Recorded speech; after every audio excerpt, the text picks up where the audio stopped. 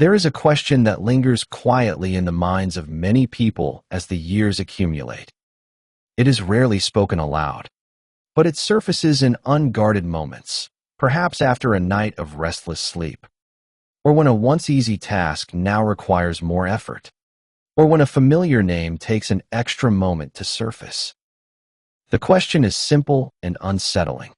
Is this just what aging feels like? Is the slow erosion of energy, the gradual retreat from activities once enjoyed, the increasing sense of limitation, is this simply the price of having lived long enough to call oneself senior? The answer, which research over recent decades has made increasingly clear, is more complicated than a simple yes or no. Some of what we attribute to age is indeed the natural result of time passing. But a significant portion is something else entirely. It is the accumulated effect of patterns that began long ago. Adaptations that once served a purpose but now outlived their usefulness. Responses to life that became etched into the body and continue playing out whether they are needed or not. What feels like aging is often something more specific and more within our awareness than we have been led to believe. This distinction matters because it changes the question. Instead of asking, how do I slow down aging, we might ask, how do I recognize what is truly age and what is something else? Instead of fighting time itself, we might learn to work with the body's own wisdom, supporting its natural tendencies rather than working against them. The difference is subtle but profound, and it opens possibilities that simply fighting the calendar never can. You are listening to the Longevity Library, where we archive the wisdom of healthy aging. Living well across the years. An integrated approach to healthy aging. There comes a point in life when the questions shift. Instead of asking, how can I accomplish more? Many people begin asking, how can I feel better day by day? Or, how can I maintain the quality of life that makes each morning worthwhile? These are not small questions. They touch on everything from physical comfort to mental clarity, from emotional steadiness to the simple ability to do the things that bring meaning. What follows is not a prescription. It is not a set of rules to follow or a program to complete. Rather, it is an exploration of what researchers, clinicians, and observant individuals have noticed about people who age well. Some of these observations come from studying populations where living vigorously into advanced years is common. Some come from understanding how the human body responds to different conditions over time.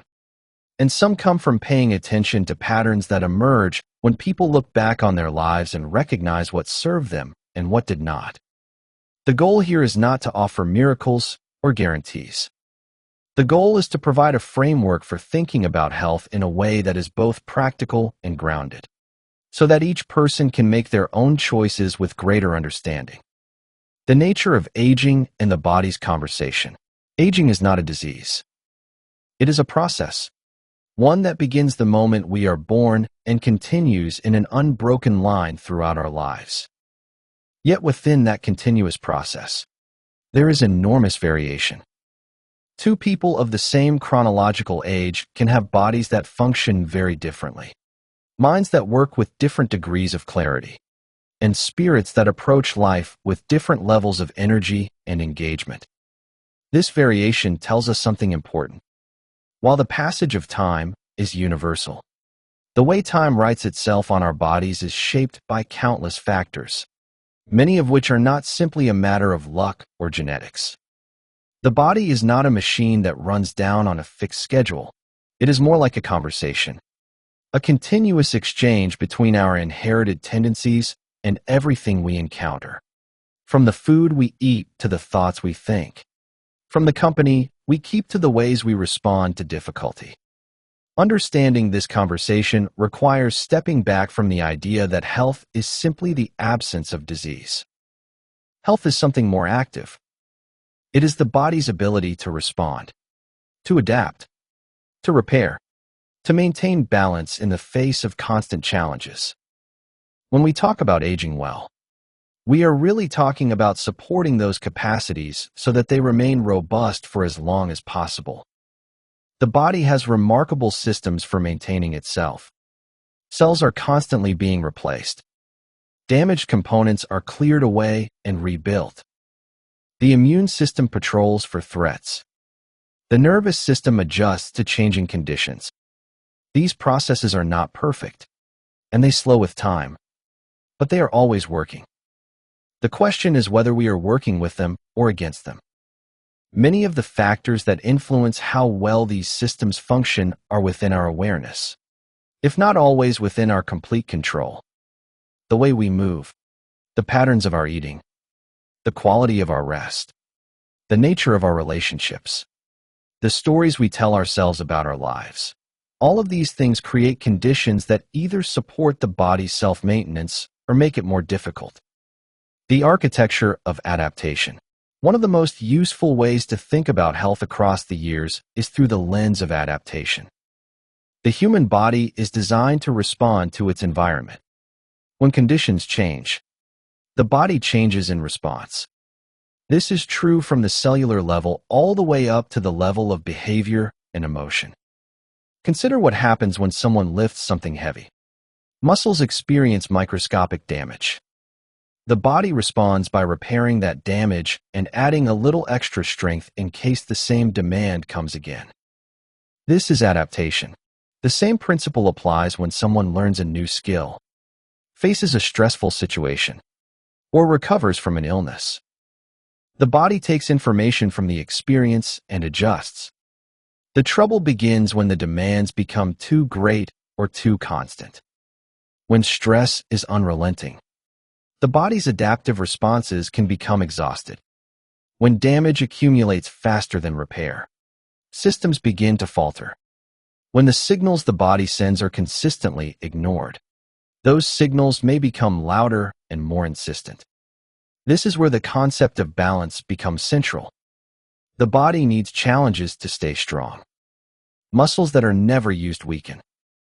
Minds that are never stretched grow dull. But it also needs recovery. Without periods of rest and repair, the adaptations that should strengthen us become sources of wear.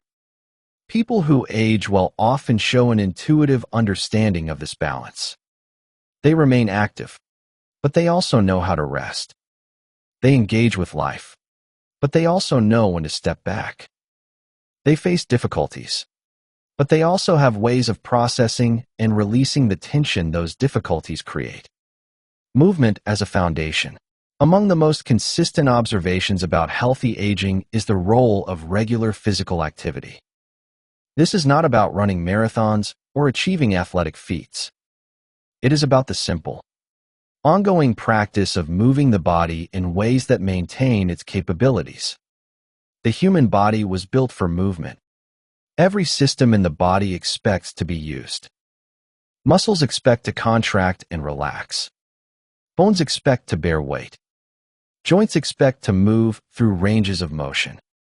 The cardiovascular system expects to be challenged. When these expectations are not met, the body begins to downregulate. Muscles shrink. Bones lose density. Joints stiffen. The heart and lungs become less efficient. What is striking is how quickly this process can begin and how slowly it can be reversed. A few weeks of inactivity can lead to measurable declines. Regaining what was lost takes much longer. This asymmetry argues for consistency. It is easier to maintain capabilities than to rebuild them. The type of movement matters less than the fact of moving. Walking, gardening, dancing, swimming, cycling, lifting moderate weights, practicing gentle stretching. All of these contribute to maintaining the body's repertoire of abilities. The key is finding forms of movement that are sustainable, that fit into daily life, that do not cause injury or require heroic effort. There is also value in variety. Different activities stress the body in different ways. Walking provides cardiovascular benefit and loads the bones of the legs and hips. Lifting weights maintains muscle mass and bone density in the upper body. Stretching and mobility work preserve the range of motion in joints. Balance practice reduces the risk of falls. Each form of movement supports something slightly different. The evidence for these benefits is not speculative. Population studies consistently show that people who remain physically active live not only longer, but better, with more years of independent function. Laboratory research shows that exercise triggers the release of substances that support the growth of new neurons, reduce inflammation, and improve the body's handling of sugar and fats. None of this requires expensive equipment or specialized knowledge. It requires only the decision to move and the consistency to keep moving. The metabolic story, beneath the level of visible movement. A complex metabolic drama is always playing out. The body is constantly processing the food we eat, deciding what to use for immediate energy, what to store, what to build into new tissues, what to discard. How well this system functions has profound implications for health across the years. At the center of this drama is the relationship between food and blood sugar. When we eat carbohydrates, they are broken down into sugars that enter the bloodstream. The body releases insulin to help move those sugars into cells, where they can be used for energy. This system works smoothly when meals are moderate and balanced. But when sugar floods the system repeatedly, the body can begin to lose sensitivity to insulin. Cells become resistant. More insulin is required to do the same job. Over time, this pattern can lead to persistently elevated blood sugar and all the complications that follow. This process is not inevitable. It is influenced by what we eat, how much we eat, and the patterns of our eating. Meals that combine carbohydrates with protein, fat, and fiber tend to produce slower, steadier rises in blood sugar. Smaller portions have less impact. Longer gaps between meals give the body time to process what has been eaten and reset its sensitivity. There is also growing recognition that when we eat matters. The body has its own rhythms, tied to the cycle of day and night. Eating late at night, when the body is preparing for rest, may be processed differently than eating earlier in the day. Some research suggests that confining eating to a narrower window during daylight hours can support better metabolic function. The quality of food matters as well. Whole foods, vegetables, fruits, legumes, whole grains, nuts, seeds, fish, modest amounts of meat and dairy provide not only fuel but also the vitamins, minerals, and other compounds the body needs for its maintenance work. Highly processed foods, stripped of these compounds and loaded with sugar, unhealthy fats, and salt, provide calories without the accompanying support systems. None of this requires perfection. The body is resilient and can handle occasional indulgences. The question is not whether every meal is optimal, but whether the overall pattern supports health or undermines it. The nervous system and the rhythm of response. The nervous system is the body's master regulator, constantly receiving information from inside and outside and coordinating appropriate responses. It decides when to speed the heart and when to slow it, when to release stress hormones and when to dial them back, when to focus attention and when to let the mind wander. This system has two complementary modes. The sympathetic branch prepares the body for action. It increases heart rate, raises blood pressure, releases energy stores, sharpens attention. This is the system that mobilizes us to meet challenges. The parasympathetic branch does the opposite. It slows things down, promotes digestion, supports repair, encourages rest and recovery. Both are necessary. Without the sympathetic response, we could not rise to meet demands. Without the parasympathetic, we would never truly recover. The problem in modern life is that the sympathetic mode is activated so frequently and so persistently that the parasympathetic never gets a full chance to do its work. This chronic activation has consequences. Stress hormones that are helpful in short bursts become damaging when they circulate continuously. Blood pressure stays elevated. Inflammation increases. Digestion suffers. Sleep becomes difficult. Over years, this pattern contributes to a wide range of health problems. Learning to support the parasympathetic system is therefore not a luxury, but a necessity for healthy aging. This can take many forms. Deep, slow breathing is one of the most direct ways to signal the nervous system that it is safe to shift into rest mode. Gentle movement like walking or stretching can have a similar effect. Time in nature, away from the constant stimulation of screens and noise, allows the system to reset. Pleasant social contact with people who feel safe and supportive also promotes parasympathetic activity. Perhaps most important is the practice of noticing when the system is stuck in high gear and doing something to help it shift. This might be as simple as pausing for a few deep breaths, or stepping outside for a moment, or putting down the phone and looking at something beautiful. Small interventions, repeated many times, can gradually retrain the nervous system toward greater flexibility. The social body. It is a curious fact that the healthiest populations on Earth are not those with the most advanced medical care or the most sophisticated understanding of biology. They are often those with the strongest social connections. People who live in tight-knit communities, who maintain close family ties, who have friends they see regularly, tend to outlive their more isolated contemporaries by significant margins. This observation has been repeated so consistently that it can no longer be considered coincidence. Something about human connection appears to be protective at a biological level. The mechanisms are not fully understood, but several pathways have been identified. Social contact influences the nervous system directly. Being with people we trust tends to activate the parasympathetic system and reduce stress hormone levels. Isolation does the opposite. The body interprets loneliness as a threat and responds accordingly, with all the long-term costs that entails. Social connection also shapes behavior. People who are part of communities tend to be more active, eat more regular meals, and have more structure to their days. They have people who notice if something is wrong, who offer help when needed, who provide encouragement and accountability. There is also something more mysterious at work. The need for connection appears to be built into human biology at a fundamental level. Infants who are not held and touched fail to thrive, even if they are fed and kept warm. Adults who are isolated show changes in immune function and inflammatory markers. The body seems to expect companionship and suffers in its absence.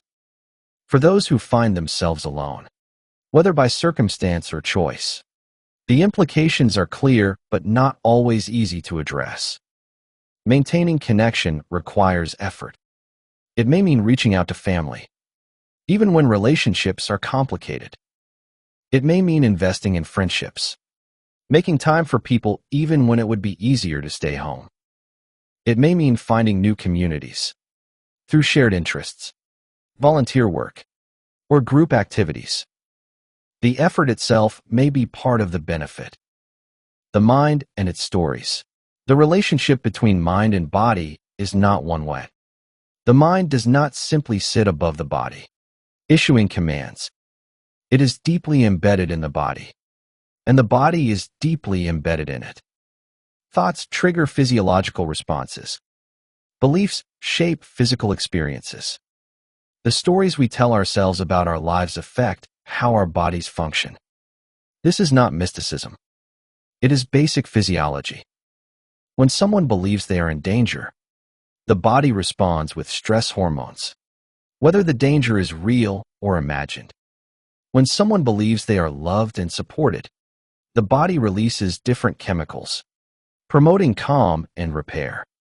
The brain cannot always distinguish between a real threat and a vividly imagined one, between an actual supportive presence and a memory of one. This has implications for how we think about aging. If someone believes that decline is inevitable, that pain is unavoidable, That loss of function is simply what happens with time. Those beliefs shape experience. They influence behavior. Why exercise if decline is inevitable? They influence perception. Every ache becomes confirmation of the story. They influence physiology. The stress of believing oneself to be in decline has its own costs. Conversely, people who maintain a sense of purpose, who continue to find meaning in their days, who believe that their actions matter, tend to show better health outcomes. This has been documented in study after study. People with a strong sense of purpose live longer, have lower rates of cardiovascular disease, maintain cognitive function longer, and recover better from illness. Purpose does not have to be grand. It does not require saving the world or achieving greatness. It can be as simple as caring for a garden, helping a neighbor, sharing a skill with a younger person, creating something beautiful, or simply being present for loved ones. What matters is that there is a reason to get up in the morning, a sense that one's presence in the world makes a difference. Cultivating this sense is itself a practice. It involves paying attention to what matters, making time for what is meaningful, letting go of what is not. It involves staying engaged with life, even when engagement requires effort.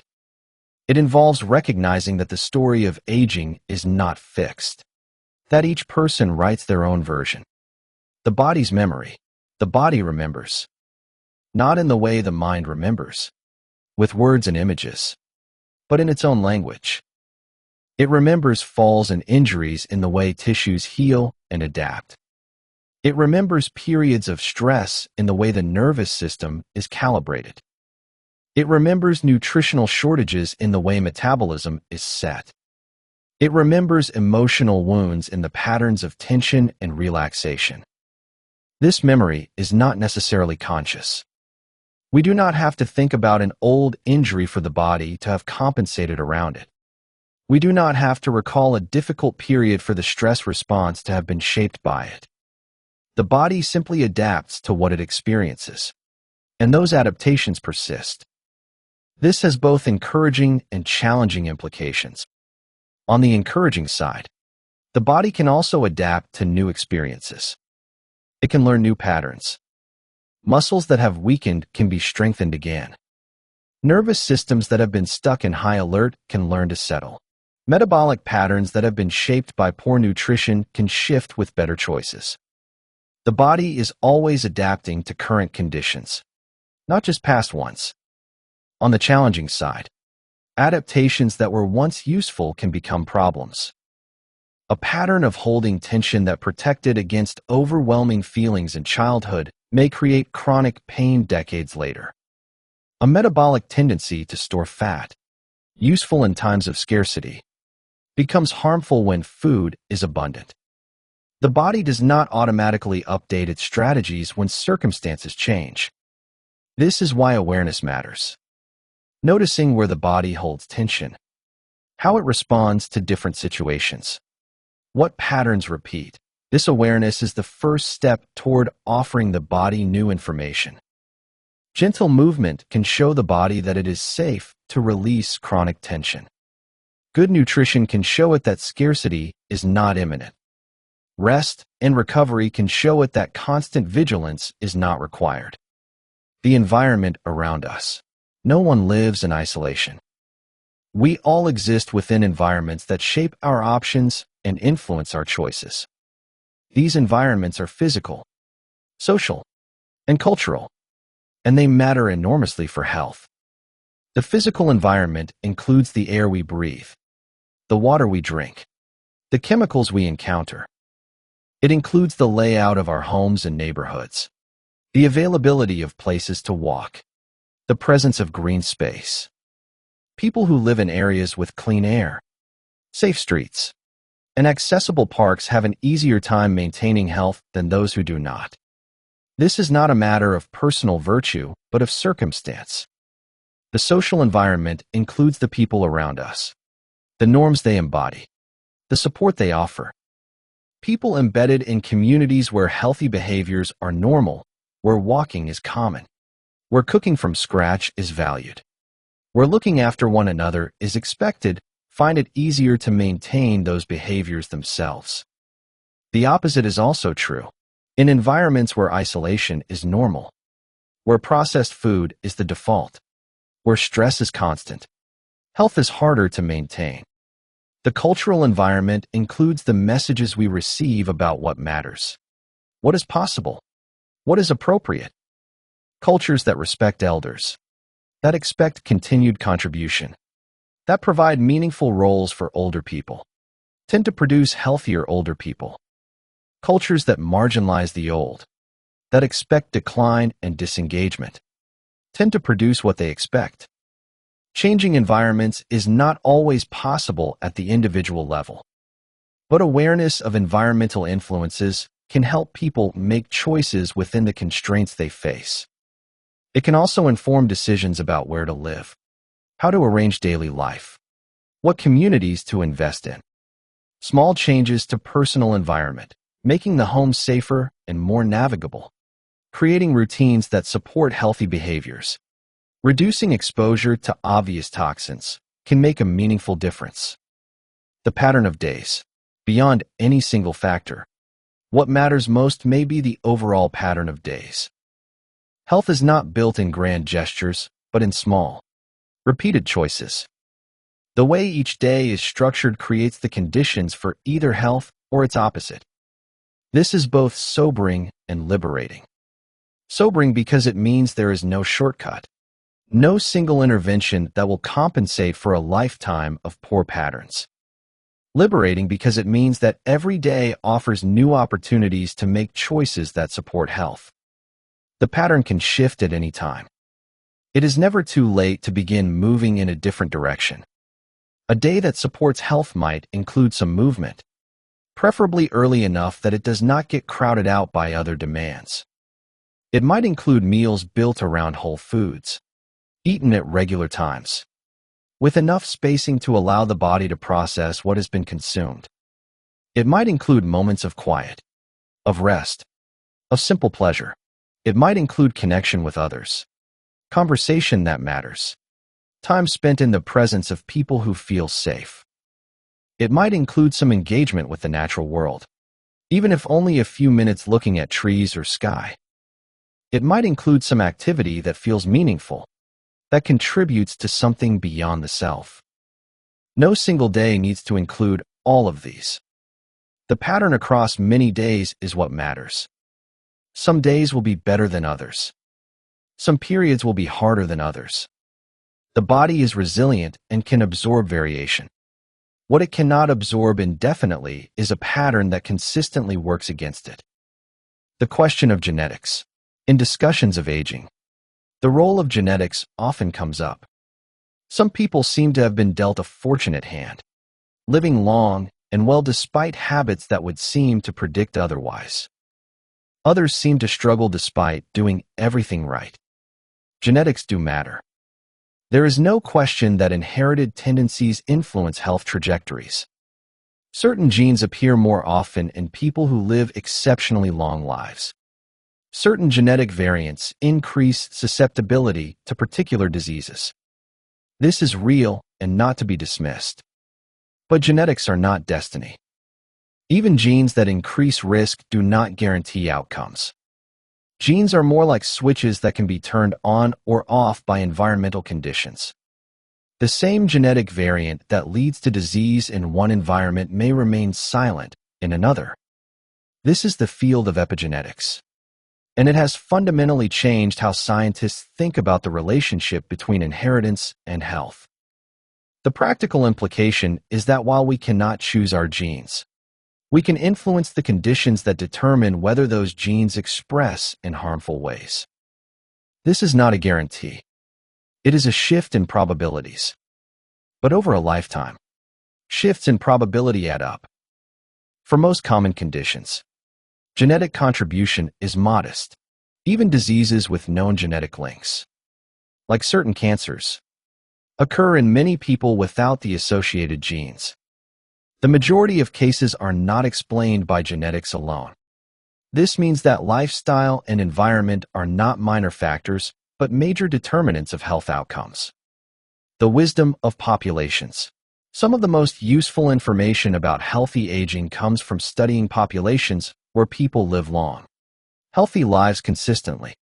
These so-called blue zones, regions like Okinawa in Japan, Sardinia in Italy, Ikaria in Greece, Nicoya in Costa Rica, and the Seventh-day Adventist community in Loma Linda, California, have been studied extensively.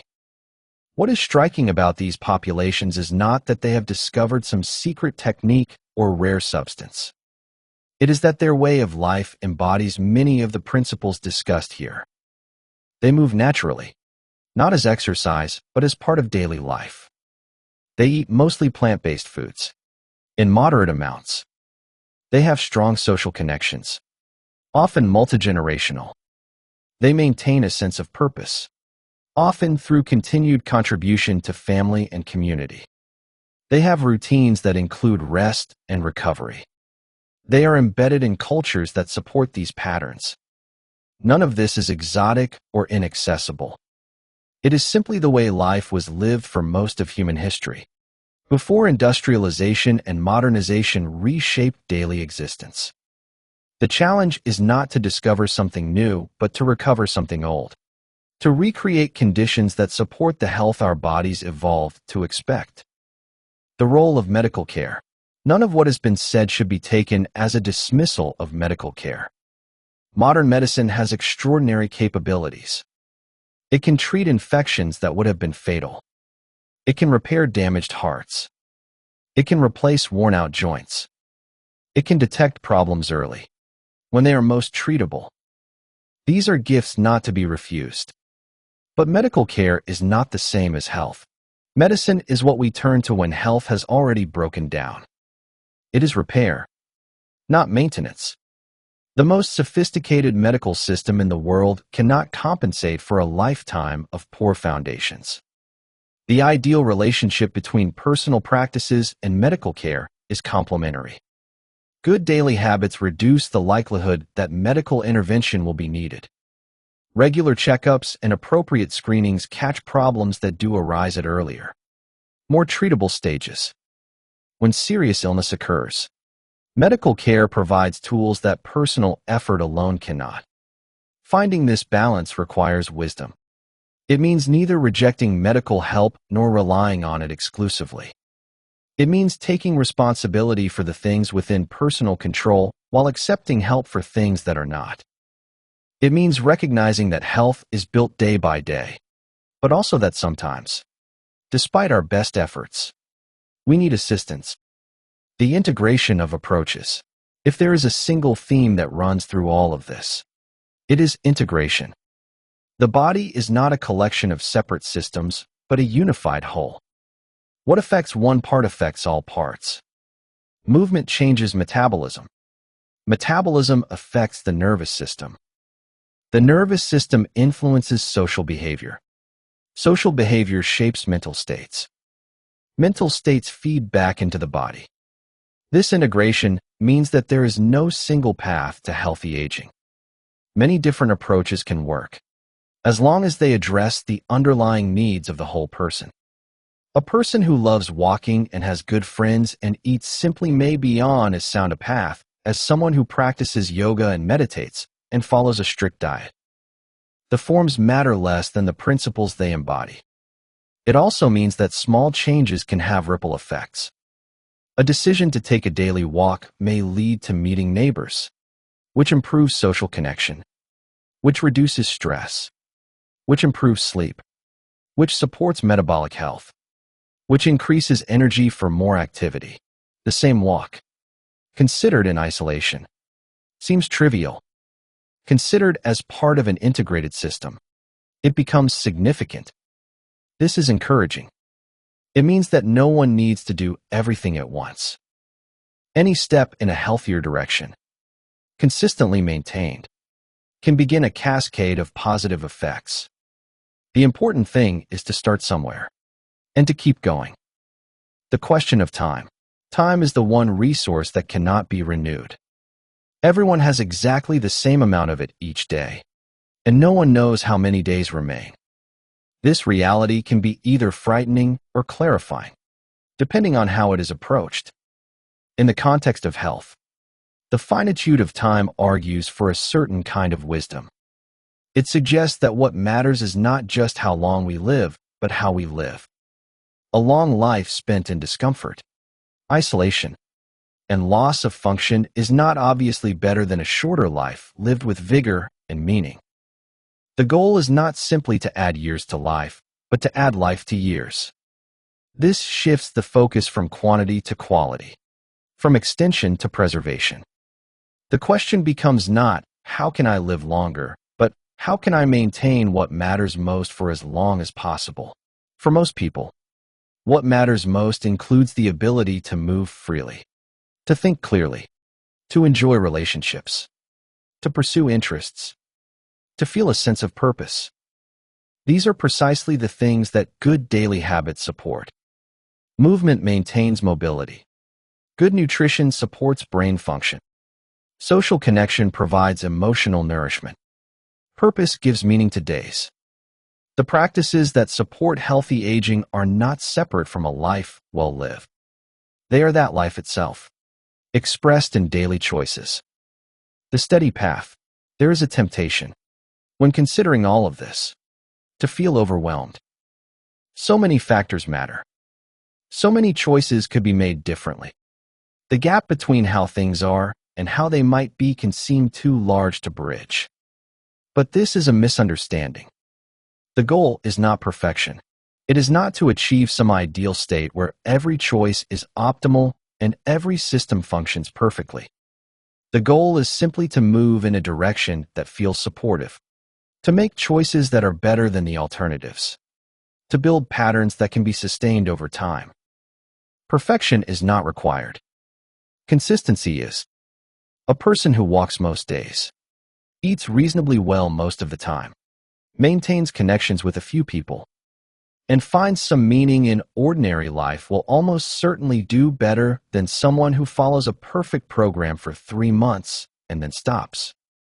The body responds to steady, ongoing patterns, not to occasional bursts of virtue. This is good news. It means that small, sustainable changes are more valuable than dramatic transformations that cannot be maintained. It means that anyone can begin, from wherever they are, by doing a little more of what serves them and a little less of what does not. It means that the path to healthy aging is not a secret reserved for the disciplined few, but a set of choices available to everyone. The continuing journey. Aging is not a problem to be solved. It is a process to be experienced, a journey that continues as long as life lasts. Along the way, there will be joys and sorrows, gains and losses, periods of ease and periods of difficulty. This is the nature of being human. The practices described here are not intended to prevent all difficulty. They cannot. Life will bring what it brings. But they can influence how we meet what comes. A body that has been moved regularly is better able to handle illness or injury when it occurs. A mind that has been engaged and challenged is more resilient in the face of cognitive change. A spirit that has found meaning and connection is better equipped to bear loss. This is the deeper purpose of healthy aging. It is not about cheating time or defying nature. It is about preparing, as best we can, to meet whatever comes with as much strength, clarity, and grace as possible. It is about living fully in whatever years we have, making the most of each day, and leaving behind a model for those who come after. The journey continues. Each day offers new opportunities to choose in favor of life. The choices are ordinary: to move, to eat well, to connect, to rest, to find meaning. But their effects, accumulated over time, are extraordinary. They shape not only how long we live, but how we live. Not only the number of our years, but the quality of our days. And that, in the end, is what matters most. If there is a single insight to carry forward from this exploration, it is this: the body is always listening, always adapting, always responding to the conditions we create.